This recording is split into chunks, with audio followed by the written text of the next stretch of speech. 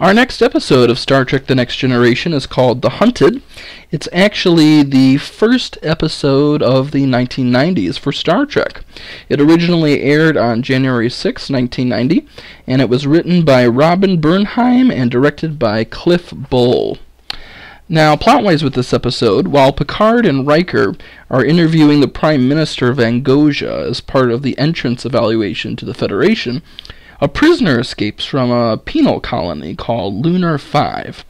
Now, in response, the Enterprise pursues the escapee ship, and the prisoner's name is Rago Danar, who proves to be really adept at eluding the Enterprise, but eventually is captured and beamed aboard.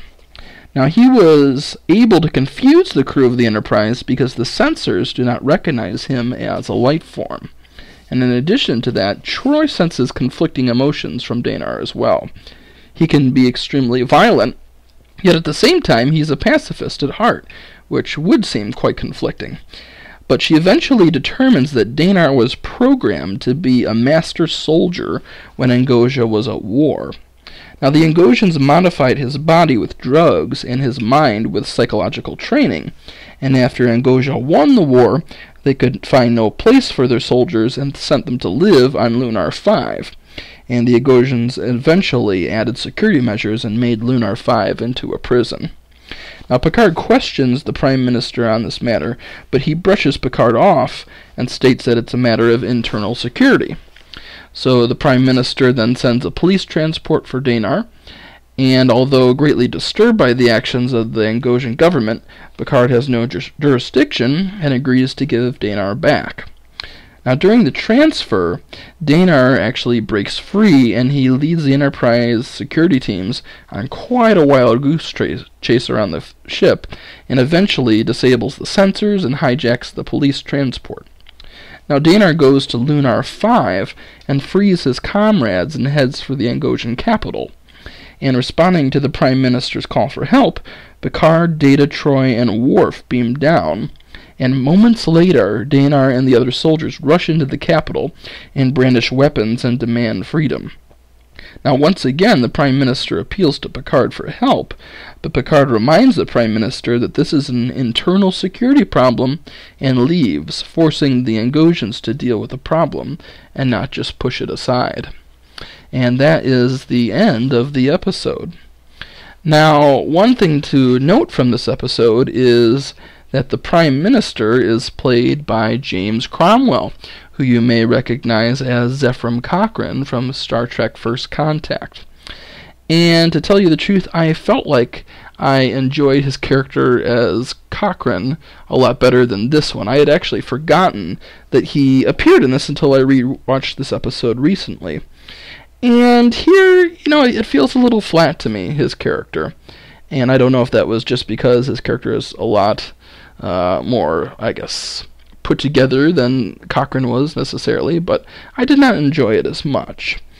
And it's also interesting because this is really more of an action-oriented episode. As you can see in this picture, Geordi and the rest of the engineering crew even get knocked out by this guy.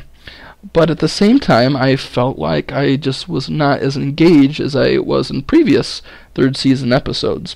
Michael Piller actually admits to having mixed feelings about it too, and he says that he thought the story was kind of thin and filled it out with a good cat and mouse chase, which he did, but he thought it played well on the screen and was very action-oriented.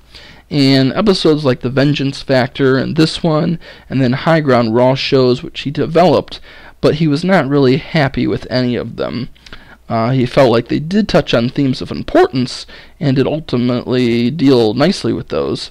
And he even admits there is quite a bit of controversy at the end of The Hunted, because, of course, the Enterprise decides not to get involved and save the day and wrap up the show like a lot of the conventional TV episodes would. So that makes it interesting. Comment below what you think about that. Was that the right move for Picard to do? He did come right back after they told the Prime Minister told Picard that this was an internal security matter when Picard was probing with too many questions. But Picard decides to turn the tables and mention that when they come back and need help from him. So that is interesting in itself too. And the theme of it is pretty interesting.